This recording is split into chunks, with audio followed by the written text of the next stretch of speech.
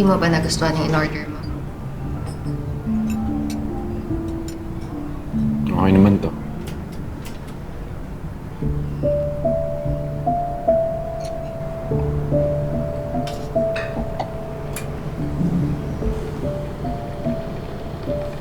Basta ka na, Lip.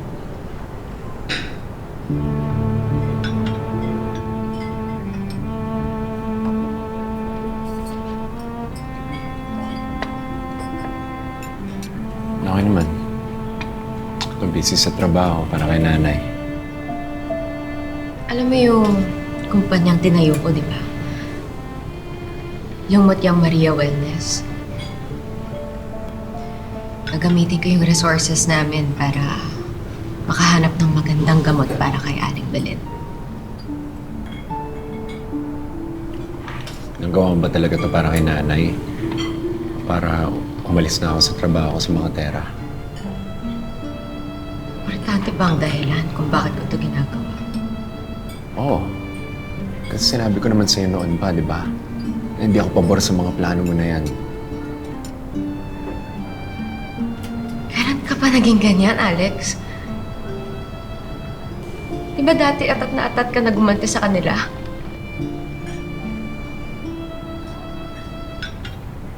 Amira, matagal na panahon ng 6 na taon. Marami nang nagbago.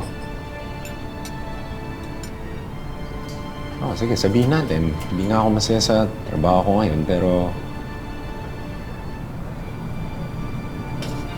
masaya na ako sa buhay ko ngayon.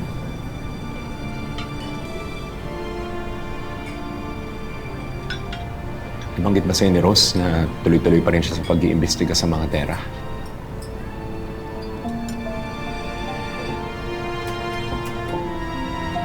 Alex, alam ko nahihirapan ka. Ako naman din eh. Parehas lang tayo ng gusto. Yung tahimik na buhay.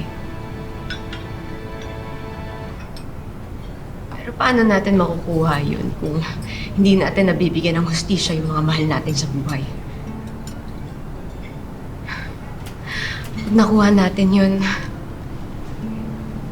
malay mo balang araw, bumalik ang lahat sa dati.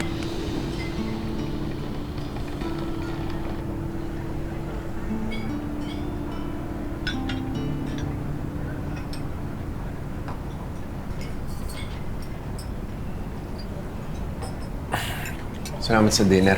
Kailangan ko na umalis kasi tulungan ko si nanay. Sandali. Sandali. Sorry. Sorry, Ana. Miss lang talaga kita.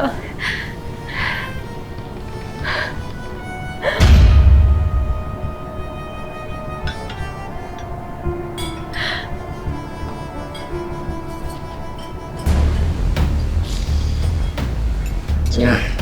Usap na lang tayo.